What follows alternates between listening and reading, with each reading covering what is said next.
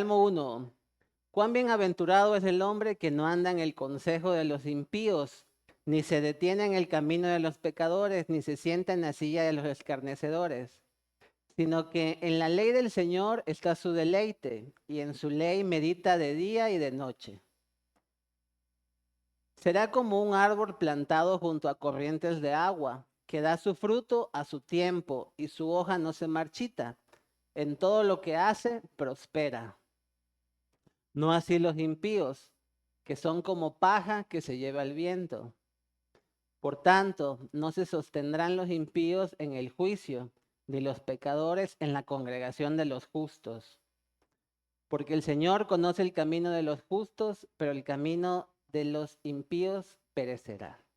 Oremos. A lo largo de la vida, yo creo que todos hemos experimentado una amplia gama de emociones, ¿no? A veces tenemos gozo, a veces tenemos ira, a veces tenemos desesperación. Uy, perdón. A veces tenemos felicidad, a veces tenemos ansiedad. Muchas veces en medio de cada circunstancia que nos rodea, no encontramos quizás una manera de cómo definirlo, ¿no? De cómo exactamente comunicar cómo nos sentimos. Y muchas veces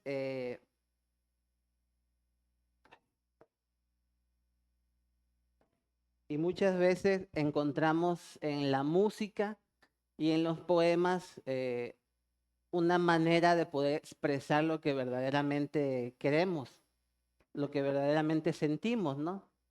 Entonces, el libro de los Salmos refleja exactamente ese aspecto. Aquí encontramos palabras poéticas, oraciones, himnos que expresaron sentimientos a Dios.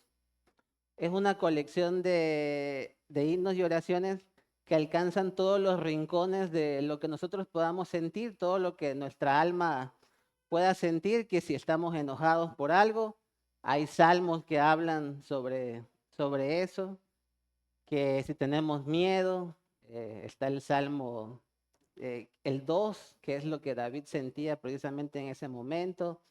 Estás frustrado ante la injusticia, el Salmo 79 también habla de eso. ¿Quieres alabar a Dios? El Salmo 19, el Salmo 104, celebran el asombroso poder de Dios. O sea, a lo que voy es que en los salmos hay una gran colección de expresiones sinceras que nos acercan a Dios. Entonces, como sabemos, tenemos 150 salmos, pero hoy tenemos que estudiar el Salmo 1. Fíjense que los judíos creen que, digamos, en un libro, siempre en la primera parte del libro, por ejemplo, en este caso de los salmos, del Salmo 1, es como la portada de todos los salmos. Entonces, que en el Salmo 1 viene contenido de todo lo que trata el libro de los salmos. Entonces, eso es parte de lo que vamos a aprender hoy. También hay algunas otras versiones que dicen que el Salmo 1 y el Salmo 2 deberían estar unidos. Hay otros que dicen que deberían estar separados. El autor del Salmo 1 es desconocido, pero se ubica más o menos en los tiempos del profeta Jeremías, porque hay un pasaje del libro de Jeremías donde el profeta cita, bueno, no lo cita, lo parafrasea, este salmo. Dice en Jeremías 17, del 5 al 8, dice, maldito el hombre que en el hombre confía y hace de la carne su fortaleza, y del Señor se aparta su corazón. Será como un arbusto, será como arbusto en lugar desolado, y no verá cuando venga el bien. Habitará en pedregales en el desierto, una tierra salada sin habitantes. Bendito el hombre que confía en el Señor, cuya confianza es el Señor. Será como un árbol plantado junto al agua, que extiende sus raíces junto a la corriente. No temerá cuando venga el calor, sus hojas estarán verdes. En un año de sequía no se angustiará ni cesará de dar fruto. Como vemos aquí, Jeremías pues está casi que parafraseando todo lo que dice el Salmo 1, ¿no? Y entonces más o menos se ubica en esa época el Salmo 1. Pero bueno, comencemos a hablar ya de lo que nos toca. Salmo 1, verso 1. Dice, cuán bienaventurado es el hombre que no anda en el consejo de impíos, ni se detiene en el camino de los pecadores, ni se sienta en la silla de los escarnecedores. Como les decía la otra vez que me tocó predicar, yo siento que es muy importante siempre darle el valor correcto a las palabras. Por ejemplo, aquí la palabra bienaventurado viene del hebreo que es ashrei, que significa dichoso, digno de alabanza, feliz el que, y enfatiza la alegría y el agradecimiento a Dios. Y es diferente esta palabra de las bienaventuranzas que vemos, por ejemplo, en el Sermón del Monte, porque allá se usa la palabra Macarios, que significa bienaventurado, bendito o feliz. Y es importante que le demos, por ejemplo, el justo sentido a la palabra, porque Ashrei o bienaventurado se refiere a una persona que le va bien, a una persona que es gozosa, que la gente habla bien de él. Pero esta palabra tiene una intención más interna, o sea, más de dentro de nosotros. No habla de que, o sea, habla de que somos plenos. Y no se trata, por ejemplo, de que tengas, pues lo que el mundo cree, ¿no? Que lo que el mundo te dice, ¿no? El éxito que uno cree que vemos a veces en otras personas, que eso a veces confundimos con plenitud. No se refiere a eso. Una persona que es Ashrei, que es bienaventurado, se refiere a que todo lo que le pase, sea bueno, sea malo, como vimos en Jeremías, su confianza descansa en el Señor. Porque digamos, si tu confianza es el Señor, pues ¿qué te puede pasar? Nada, ¿no? O sea, si tu confianza es el Señor, sabes que lo que te pase o lo que vayas a pasar, el Señor está contigo y vas a ser bienaventurado. El hombre que se le llama bienaventurado aparece mencionado primero, como vemos aquí, conforme a las cosas que no hace. Y más adelante vamos a estudiar que las cosas que sí hace. Primero dice, no es compañero de los impíos, sino que vive conforme, y después vamos a ver que vive conforme a la palabra revelada de Dios. Entonces, aquí logramos ver, dice, cuán bienaventurado es el hombre que no anda en el consejo de los impíos, ni se detiene en el camino de los pecadores, ni se sienta en la silla de los escarnecedores. Aquí vemos tres tipos de personas: los impíos, los pecadores y los escarnecedores. Pero antes de que veamos el significado de cada una de estas palabras, aquí podemos ver algo interesante que si ponen atención, digamos, bienaventurado uno es bienaventurado en base a las decisiones que toma. Pero también aquí vemos un principio de movimiento, porque si se fijan, es cuán bienaventurado es el hombre que no anda, o sea, andas caminando en el consejo de los impíos. Luego llega el punto en el que te detienes en el camino de los pecadores. Y por último, te sientas en la silla de los escarnecedores.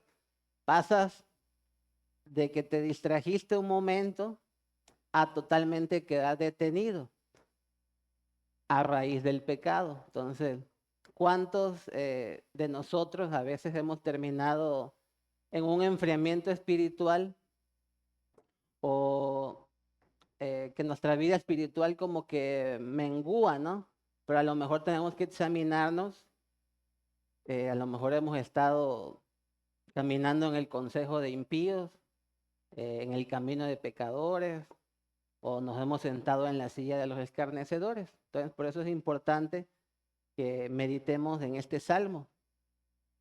Ahora veamos qué significan estas tres palabras. Impíos. Impíos básicamente pues es la gente que no tiene a Dios. Es gente cuya conducta moral es relajada, o sea que son como de mente abierta, ¿no? Que le dice la gente. Desprovista de rectitud, como si fueran más allá de los límites razonables de la razón, carentes de estabilidad de carácter, como un mar moviéndose en una tormenta. Así los describe Isaías 57:20, que dice, pero los impíos son como el mar en tempestad, que no puede estarse quieto, y sus aguas arrojan cieno y lodo. El cieno es como un fango que dicen que produce las lagunas, los fondos marinos. Entonces, básicamente los impíos pues no producen nada bueno, ¿no? Están siempre arrojando desechos, digamos. Son personas completamente contrarias a Dios, no quieren nada, nada con Él. Ahorita vamos a ver otro principio que vemos en el Salmo 1, de por qué menciona primero a los impíos, ¿no? Pero bueno, seguimos. Los pecadores es gente que su vida transcurre entre pecados graves y públicos, que no tienen arrepentimiento ni dolor por su pecado. Y por último vemos a los escarnecedores. Los escarnecedores son aquellos que se burlan, haciendo juegos frívolos con todo lo que es santo y verdadero. O sea, básicamente pues se burlan de Dios. Veamos qué dice Proverbios 21:24 en la Reina Valera de los escarnecedores. Dice, escarnecedor es el nombre del soberbio y presuntuoso, que obra en la insolencia de su presunción. Como vemos, o sea, completamente contrario un escarnecedor a un hombre bienaventurado, ¿no? Un escarnecedor pues es soberbio, es presumido. ¿Y por qué es soberbio y presumido? Porque su confianza descansa en él mismo. O sea, él cree que lo que tiene es porque él se lo merece, porque él se lo ha ganado. No es capaz de darle la gloria a Dios. Entonces les decía que como parte de lo que estaba estudiando para este salmo, es que menciona que estas tres cosas que dice el Salmo 1 van de menos a más. Así como está, es decir, o sea, empiezas con algo que parece inocente, ¿no? A veces tú dices, porque platicar con alguien que no quiere nada de Dios, pues aparentemente no tiene nada de malo, ¿no? O es inocente. Pero a veces, ¿qué pasa? Que alguien que no quiere nada con Dios, que te dice, oye, ¿y si vamos, no sé, el domingo al río? Y, y- y implícitamente esa invitación lleva de que pues no te congregues, ¿no? O sea, que no vas a ir a tu iglesia. No quiere decir que no puedan ir un domingo al río, ¿no? Pero a lo que voy es un ejemplo, ¿no? De cómo ciertas actitudes de gente que no quiere nada con Dios, no se preocupan por, o sea, porque tú camines hacia allá. Y así empieza el caminito. Luego también conocemos, todos nosotros conocemos gente que lucha con pecados, ¿no? Nosotros mismos seguimos luchando con pecados. Pero sabemos de gente que tiene pecados graves que no tienen ningún remordimiento y, y que ahí siguen, pues. Y por último también conocemos gente que es burladora de Dios. Gente que dice no creer en Dios, pero son los primeros que más están atacando, ¿no? Entonces, a lo que voy es que este es un llamado para cada uno de nosotros, hermanos, a que nos examinemos nuestras vidas, examinemos también nuestras amistades, examinemos lo que hacemos nosotros en lo oculto, o sea, cada quien cuando pues nadie nos está viendo. eh, y lo que sí también debemos recordar en medio de lo que hacemos cuando nadie nos ve, es que pues Dios no puede ser burlado. Sin embargo, esto que les acabo de decir, pues tampoco es nuevo, porque recordemos lo que pasó en el Edén. Eva prestó pues sus oídos a consejos contrarios a Dios y pues de ahí es que acabó fuera del Edén, ¿no? Pero bueno, continuemos. Entonces digamos, ya tomamos buenas decisiones, somos hombres y mujeres bienaventurados, nos alejamos de los impíos, de los pecadores, de los escarnecedores. Pero ¿de dónde sacamos esa fuerza? O sea, ¿de dónde nos nutrimos? O sea, ¿somos nosotros superpoderosos o así nada más de la nada vamos a sacar esa resistencia. Veamos qué dice el Salmo 1, verso 2. Dice, sino que en la ley del Señor está su deleite, en su ley medita de día y de noche. Entonces, la palabra de Dios, hermanos, básicamente debe ser nuestro deleite. Gracias a Dios, pues ahora es de muy fácil acceso, ¿no? O sea, nosotros hemos visto las historias de la iglesia perseguida, nosotros no estamos en ninguna de esas situaciones, gracias a Dios. Hasta en el celular podemos tener la Biblia, tenemos colecciones de Biblias en nuestras casas de distintos colores, de distintas editoriales. Entonces, la palabra deleitarse significa obtener gran placer, satisfacción y felicidad. O sea, significa las tres cosas, no una cosa. O sea, cuando tú te estás deleitando en algo, tienes gran placer, satisfacción y felicidad. La palabra meditar significa pensar detenidamente en algo, especialmente en la palabra de Dios. Fíjense que aquí en el hebreo dice meditar. Yo ya no se los quise poner porque iban a decir que era clase de hebreo más que predicación, ¿no? Pero meditar en el sentido de los hebreos significa que tú mismo interiormente te estés recitando la palabra de Dios. O sea, que lo que ya aprendiste te lo estés recordando tú mismo interiormente.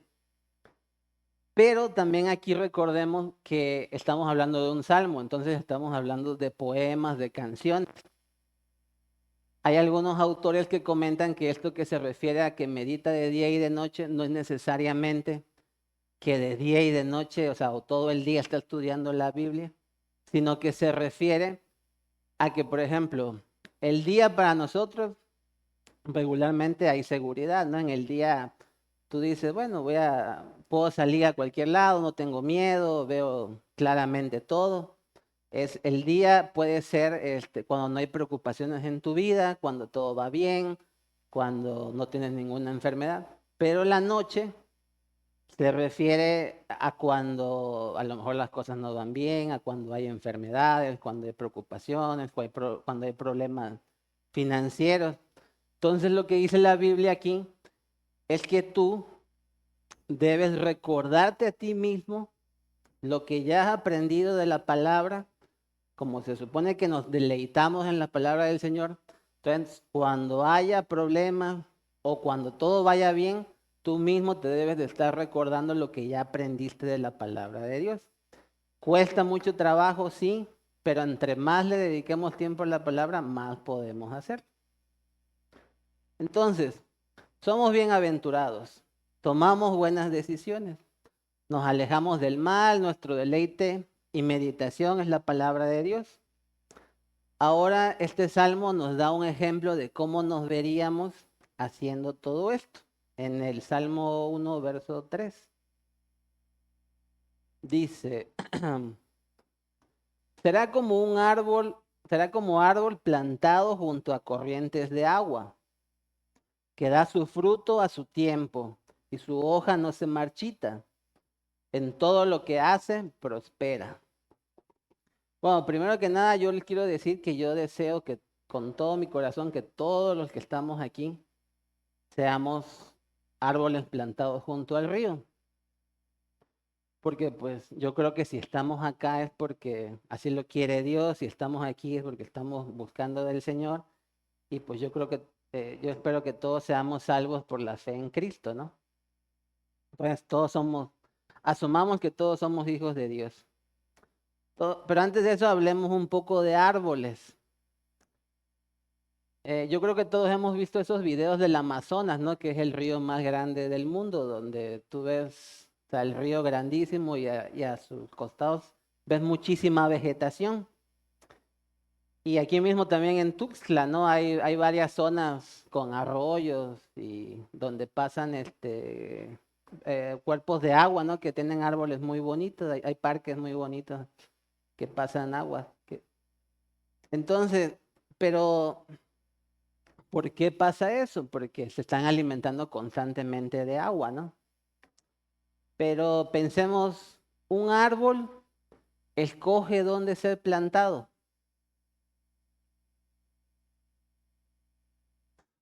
No, pues no. Para que un árbol crezca, requiere de muchos cuidados, ¿no? O sea, requiere que varias condiciones según su naturaleza se conjuguen, o sea, que haya buena tierra, que haya sol, que no llegue algún depredador, que nada malo le pase, que lo estén podando, que lo estén cuidando, que si le cae plaga lo fertilicen, o sea, son un montón de cosas. Pero entre todas esas cosas requiere agua. Entre un 33 y un 66% de un árbol es agua. Pero, ¿saben ustedes quién fue el que dijo que de él, que el que beba del agua que él dará, de nuestro interior brotarán ríos de agua viva? ¿Quién? Amén. Que ustedes son alumnos avanzados del pastor Jorge. Bueno, vamos a ver lo que dice Juan 7 del 37 al 39. Dice, en el último día, el gran día de la fiesta, Jesús, puesto en pie, exclamó en alta voz, si alguien tiene sed, que venga a mí y beba. El que cree en mí, como ha dicho la Escritura, de lo más profundo de su ser brotarán ríos de agua viva. Pero él decía esto del Espíritu, de los que habían creído en él, que los que habían creído en él habían de recibir, porque el Espíritu no había sido dado todavía, pues Jesús aún no había sido glorificado. Bueno, aquí hay algo importante que hay que recordar, que es a través del Espíritu Santo, con el poder del Espíritu Santo, mediante la fe en Cristo, que de nosotros va a brotar eh, ríos de agua viva. Pero con el poder del Espíritu Santo nosotros no, pues no hacemos nada y no depende nada de nosotros. Pero también el Señor se lo dijo a la samaritana en Juan 4, verso 13 y 14. Dice, Jesús le respondió, todo el que beba de esta agua volverá a tener sed, pero el que beba del agua que yo le daré no tendrá sed jamás, sino que el agua que yo le daré se convertirá en él en una fuente de agua que brota para vida eterna. También en Ezequiel 47, yo creo que todos conocen esa historia, que es cuando Ezequiel ve el templo, ¿no? Y que empieza, que fluye agua desde el santuario y que se tiende hacia el desierto y que finalmente desemboca en el mar muerto, sanándolo y llenándolo de vida. Esta visión simboliza el poder transformador de Dios. El templo de donde comienza a fluir el agua representa la presencia de Dios en su pueblo.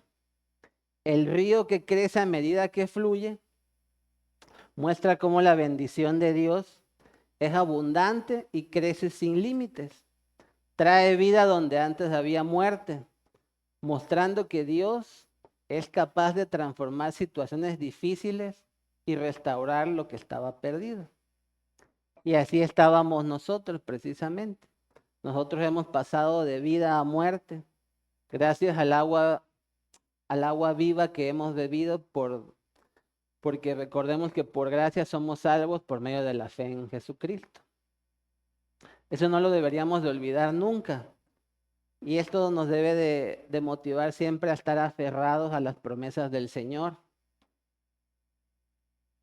Porque es gracias al agua de vida que fluye en la palabra de Dios que seremos un árbol que da buen fruto, que nuestras hojas no se van a marchitar y que todo lo que hacemos prosperará. Pero como les decía hace rato, no prosperará en el sentido de que todo nos sale bien y que nada nos afecta, sino que nuestra paz, nuestro gozo descansa en el sacrificio de Cristo, sabiendo que esta vida es pasajera y que nosotros somos aquí extranjeros y peregrinos. Aunque estemos viviendo en la tierra, entendemos que nuestro hogar, ¿dónde está? En el cielo. Amén. Un comentario de este Salmo 1 que estaba leyendo dice al respecto de lo que les acabo de decir. La palabra de Dios hace que el hombre, conforme a su estado y vocación, fructifique siempre en buenas obras, cada una a su tiempo. Ella le mantiene sin cesar fecundo en su vida interior y exterior, o sea, siempre produciendo, siempre teniendo fruto. De tal forma que cualquier cosa que emprenda podrá realizarla con éxito, porque todas sus acciones le acompaña el poder de la palabra y la bendición de Dios. Es decir, todo lo que hagamos va a prosperar siempre y cuando esté alineado a la palabra de Dios. Bueno, ahora pasemos a los últimos 3 versículos del Salmo 1, que como se acuerdan yo les decía que pues yo deseaba con mi corazón que todos los que estamos aquí seamos de árboles plantados junto al río. Y se los comento porque estos últimos 3 versos que vamos a leer, pues habla del juicio para los malos, habla del juicio para quienes no son bienaventurados, habla del juicio a quienes no se deleitan en la ley del Señor o quienes aparentan también pertenecer al pueblo de Dios. Entonces dice el Salmo 1 del verso 4 al 6.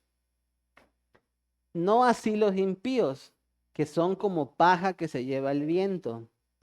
Por tanto, no se sostendrán los impíos en el juicio, ni los pecadores en la congregación de los justos, porque el Señor conoce el camino de los justos, pero el camino de los impíos perecerá.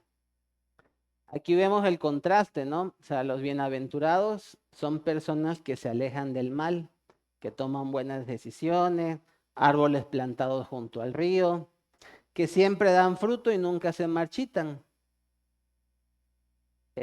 Pero dicen, no así los impíos.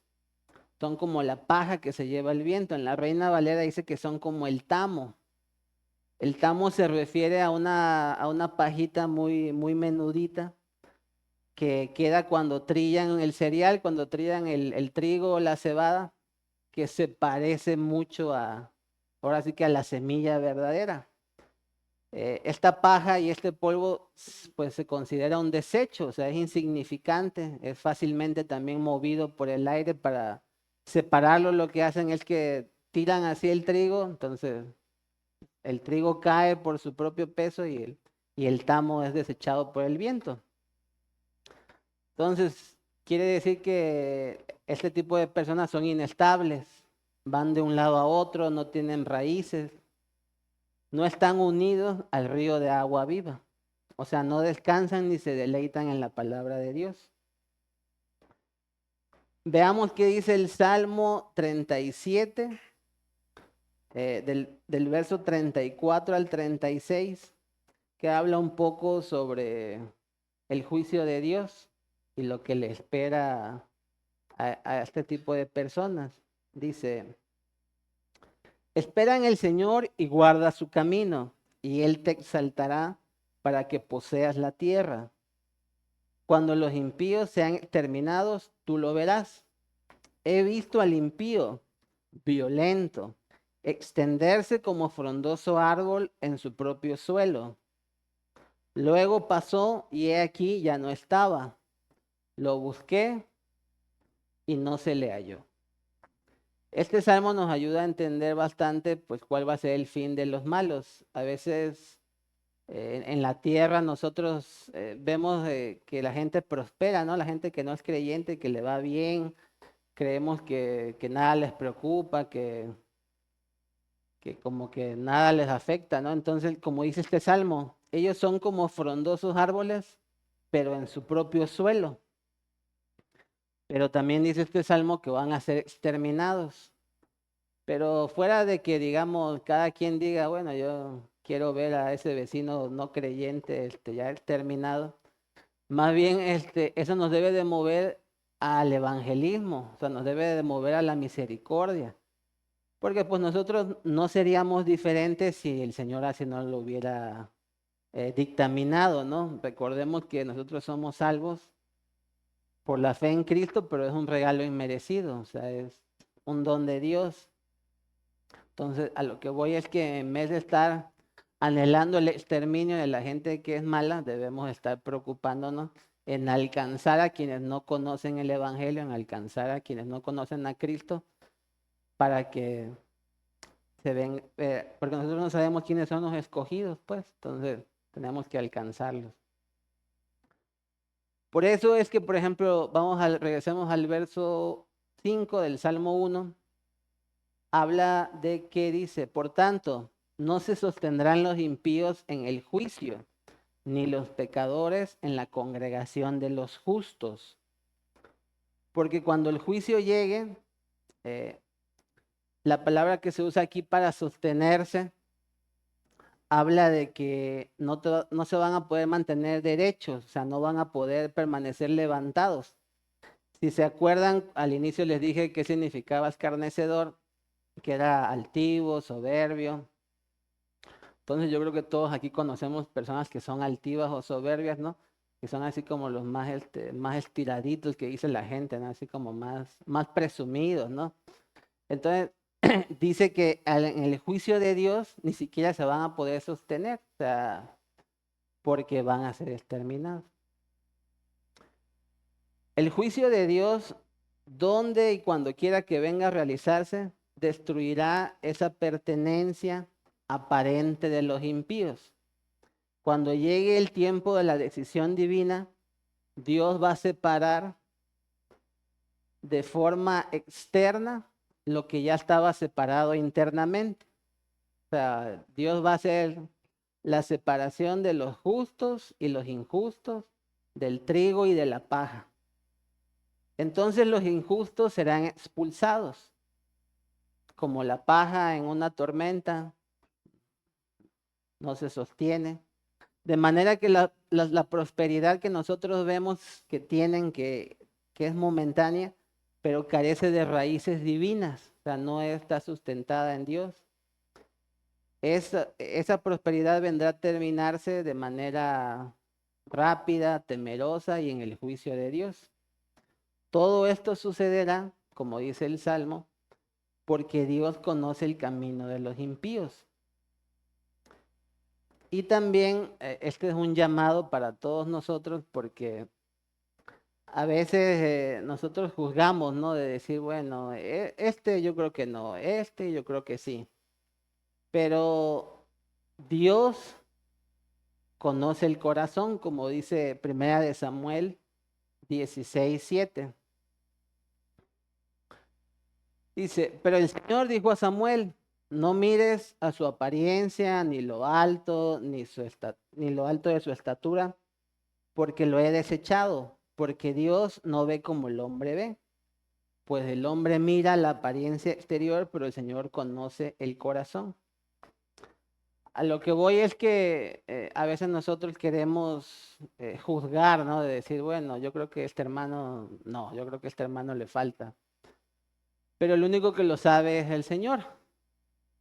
Pero tampoco cada uno de nosotros no nos confiemos en decir, pues, yo ya estoy cimentado, ¿no? O sea, ya nada me mueve, sino que sigamos esforzándonos, sigamos leyendo, sigamos orando, sigamos congregándonos y sigamos sobre todo siendo esos árboles fuertes, afianzados junto al río, porque va a venir el juicio de Dios y ahí es donde ya verdaderamente el Señor va a juzgar y el Señor conoce el corazón de cada uno de los que estamos aquí y ahí ya no va a haber otra oportunidad, entonces tengámoslo en cuenta. Ahora quiero que pasemos a 5, pues como puntos bueno, 6 que puse para que remarcar, digamos, lo que hemos aprendido hoy. El primero es, el ser verdaderamente bienaventurado se encuentra en una vida conforme a la palabra de Dios. ¿Qué quiere decir esto? Que no es la riqueza ni el éxito lo que define qué tan bienaventurados somos. sino vivir conforme a la voluntad de Dios revelada en su palabra.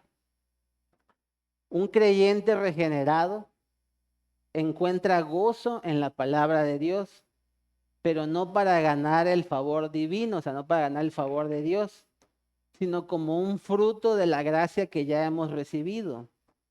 La delicia en la ley es una evidencia de la obra del Espíritu Santo en nuestros corazones.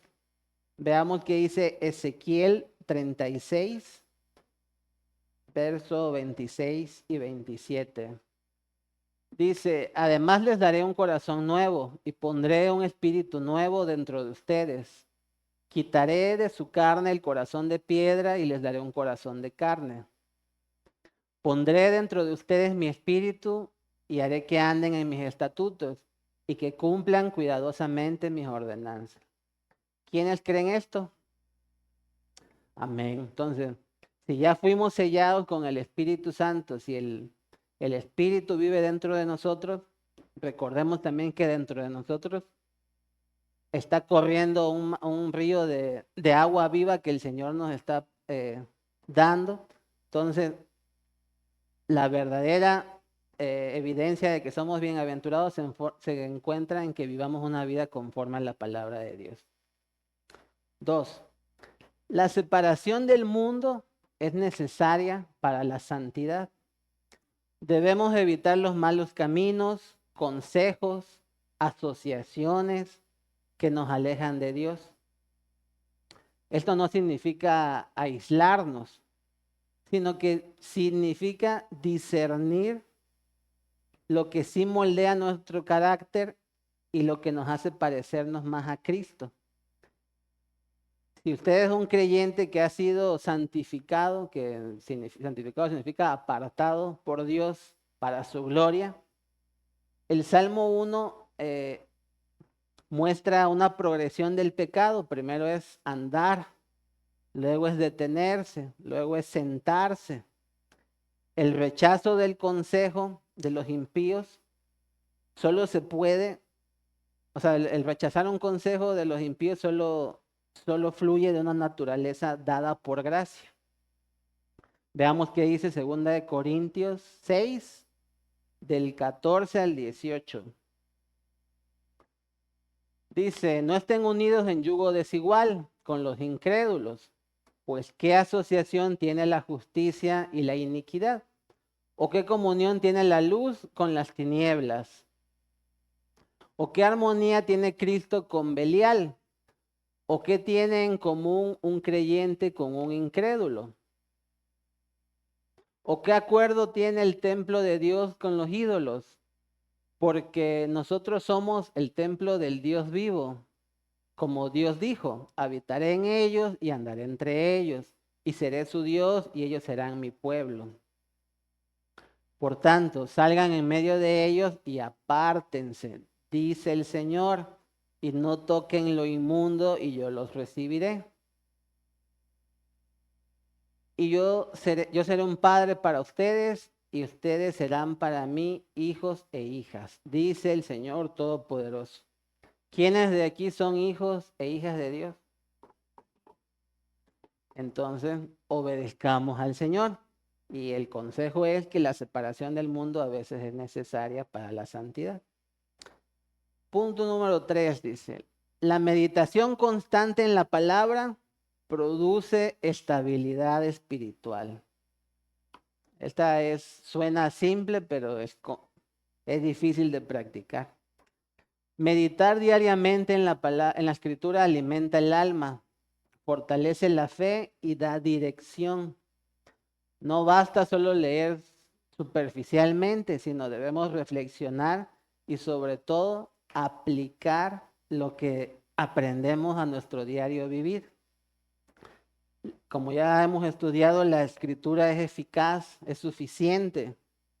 La doctrina reformada enseña que la palabra es el medio que Dios nos dio y que nos hace conformarnos a la imagen de Dios, bueno, a la imagen de Cristo.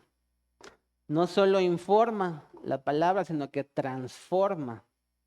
Veamos qué dice Romanos 12:2.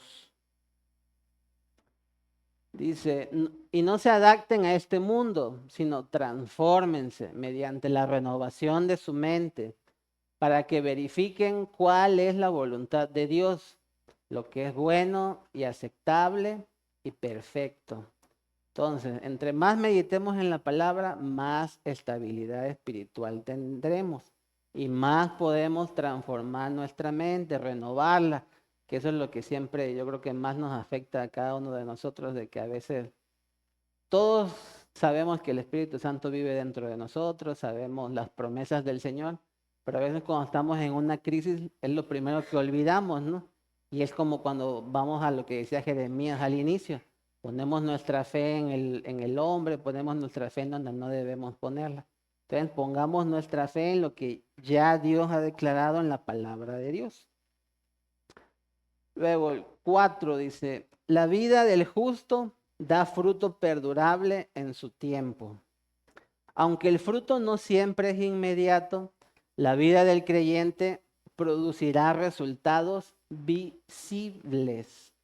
O sea, se tiene que ver obediencia, carácter piadoso, buen testimonio, paz, gozo, etcétera. Por supuesto que sabemos que Dios es quien da el crecimiento, pero la perseverancia y el fruto son evidencia de que verdaderamente usted es elegido por Dios. Sabemos que el justo no es justo por sus obras, sino porque ha sido declarado justo por la justicia que le fue imputada a Cristo. Esa es la doctrina de justificación que ya hemos estudiado aquí. Entonces, cuando nosotros se nos tiene que notar, tenemos que tener frutos visibles de la verdadera adopción, de saber de quiénes somos hijos. Entonces, ese es otro llamado para que nos examinemos. Luego dice 5, el juicio de Dios hace una clara distinción entre el justo y el impío. Debemos cada uno de nosotros vivir con una perspectiva eterna. Aunque los impíos prosperen temporalmente, su fin es juicio, o sea, no hay otra cosa. El justo, o sea, nosotros permanecemos porque Dios nos sostiene. El juicio de Dios es justo y también es seguro, o sea, no hay escapatoria y todos nos vamos a enfrentar al juicio de Dios. El camino del justo, como ya vimos en el Salmo 1, es conocido por Dios. Esta seguridad no se basa en un mérito que nosotros hayamos hecho, sino se basa en la elección soberana de Dios, como dice Efesios 1, del 4 al 5. Dice, porque Dios nos escogió en Cristo antes de la fundación del mundo para que fuéramos santos y sin mancha delante de Él, en amor. En amor nos predestinó para adopción como hijos, para sí mediante Jesucristo, conforme a la buena intención de su voluntad. Luego dice el punto 6. Este fue algo de lo que nos decía el pastor Jorge el miércoles cuando estaba quemando mi sermón. Decía que, dice el punto 6, no se trata de evitar el mal, sino no se trata solo de evitar el mal, se trata de que el tiempo que digamos que no estemos en el mal, lo usemos para edificación espiritual, porque él decía, es que tú puedes decir, bueno, ya le capté el Salmo 1, esta semana voy a dejar de ver, no sé, TikTok. Y dice, pues sí, pero ¿qué vas a hacer con ese tiempo, no? Entonces, él decía, no me vas a decir, voy a dejar de ver TikTok, pero voy a entrar a YouTube, ¿no? O sea, es lo mismo. O sea, entonces, una vida piadosa no consiste simplemente en no andar con los impíos, o no detenerse con los pecadores, o no sentarse con los burladores. El punto es que ese tiempo, esa energía, esa atención que no se entrega al mundo, debe dirigirse activamente a lo que edifica. ¿Y qué es lo que edifica? Como ya leímos, la palabra de Dios, la oración, la comunión con los santos, la adoración. Recordemos que la santificación no es solo separarnos del mal, sino una consagración activa y constante al bien. Dios no nos llama solamente a huir del pecado, sino a seguir también la justicia, la fe, el amor y la paz, como dice 2 Timoteo 2:22. Dice, huye pues de las pasiones juveniles y sigue la justicia, la fe, el amor y la paz con los que invocan al Señor con corazón puro. A esto nos referimos de que el tiempo que te vas a apartar, el tiempo que dices, bueno, ya me voy a abstener de tomar malas decisiones, lo inviertas en la palabra de Dios, en la oración, en la comunión con los santos y en la adoración. Y el Salmo 1 nos recuerda, es un llamado para apartarnos del mal. También nos hace un llamado a que nuestra confianza descanse en Dios. Nos motiva a vivir con una visión de reino y a esforzarnos cada día en la lectura de la palabra. Recordemos que Dios ve el corazón. También Dios conoce nuestras intenciones. Entonces, a lo mejor hoy es un buen momento para ponernos a cuentas con Dios y pedir perdón. A lo mejor también pedir por hambre, por sed de la palabra. A lo mejor es un buen momento para que Dios nos ayude y nos fortalezca a separarnos de compañías que nos quitan el tiempo, gente que nos hace daño, que nos aparta de la santidad. Y cada quien reflexione y pida al Señor que nos considere, que nos permita ser como esos árboles plantados a la orilla del río y que nada los mueve, ¿no? Que sus raíces son profundas, firmes y sobre todo que descansan en las manos de nuestro Creador. Recordemos que la plenitud del creyente, o sea, la plenitud de cada uno de nosotros, está en el sacrificio de Cristo en la cruz. No busquemos aguas que no sacian, sino que en Cristo es el único que tiene agua de vida eterna. ¿Les parece si oramos y pedimos al Señor por estas cosas? Amado Señor, Padre, te damos muchas gracias principalmente, Señor, por la misericordia que nos tienes, Señor. Te damos gracias porque nos consideras como hijos tuyos, Señor, porque nos has escogido y porque nos tienes aquí, Señor, perseverando, clamando, siguiendo, pidiendo por tu misericordia, Señor. Y en ese mismo sentir, Padre, te queremos pedir perdón, Padre, por las veces en que, pues, hemos fallado, Señor, en la lectura de tu palabra, hemos fallado en perseverar, en meditar en tu palabra, Señor. Ayúdanos, Padre, a tener esa hambre y sed de ti, Señor. Que tu Santo Espíritu nos fortalezca y nos haga ser como esos árboles, Padre, plantados a la orilla del río, que constantemente nos estamos nutriendo en la palabra, Señor. Ayúdanos a hacer una realidad este salmo en nuestras vidas, Señor, que sea tu palabra nuestro deleite y que podamos meditar en ella de día y de noche, Señor. Guíanos, Padre, a tomar buenas decisiones, a alejarnos del mal, alejarnos de las personas que nos hacen daño, alejarnos de lo que nos aleja de la santidad, Señor. Permítenos ver nuestro pecado, Señor. Ayúdanos a confrontarlo, ayúdanos a tomar medidas necesarias, Señor, para que podamos salir de cualquier pecado en el que estemos, Señor, que te ofenda.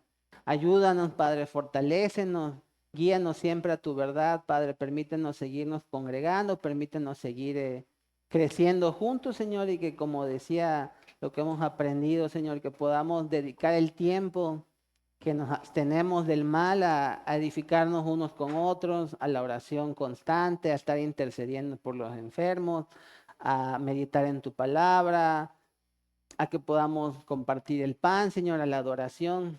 Ayúdanos, Padre, fortalécenos, guíanos y líbranos del mal, Señor. Te pedimos todas estas cosas en el nombre de tu Hijo Jesucristo. Amén.